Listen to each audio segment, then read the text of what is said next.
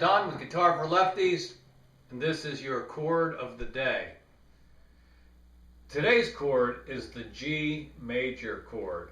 Now the G major chord, like all major chords, is built on the first, third, and fifth notes of the scale.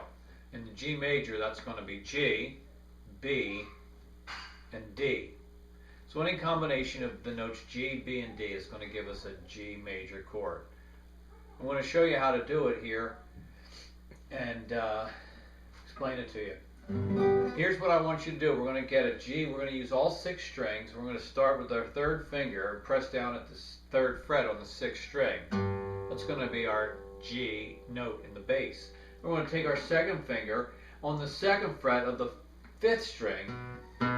There's the B. So we got G, B. Now we need to find the D. Aha, that's the open 4th string. D. So there's G chord. We're going to use all 6 strings. So let's also add the open 3rd string, which is also G. It's an octave higher than the G that we started with. G, B, D, G. Now we can add the 2nd string.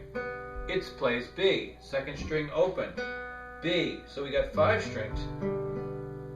We're going to add one more, and we're going to take our pinky and press down on the 3rd fret of string number 1. And there's another G. So we got 2 full octaves here. We play them all together. We got G, B, D, G, B, and another G higher.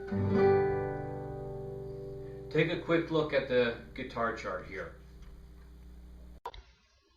Here's the chart for the G major chord as laid out for the left-handed guitar player. A right-handed player would have to be looking at a mirror image of this one.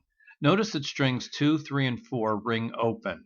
We're only pressing down on strings 1, 5, and 6. I know the fingering on this chord can be a challenge, so after you look at this chart for a moment, I'm going to try to show you an easier way.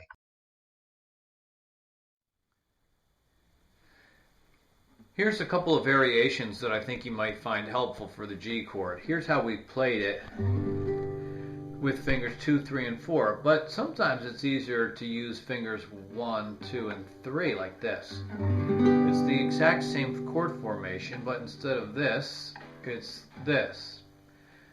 Another thing we can do is we can take our 3rd finger, instead of putting it on the 1st string, let's put it on the 2nd string. Instead of playing the 2nd string open, we'll play it at the 3rd fret, and then we'll use our pinky for this G on the 1st string. And there's a beautiful G chord, and it sounds really nice. And one of the reasons I like this chord, because it makes it easy to switch between the G chord and the C chord. This is actually a C with the 2nd note added, this D note. And in a lot of modern contemporary music, that combination of chords is really nice. So this is one of my favorite ways to play the G chord. There's other places on the guitar neck where you can play G. You could bar it at the 7th fret. But again, it's still a combination of the notes G, B, and D. So practice that. It's your chord for the day, and I thank you for watching.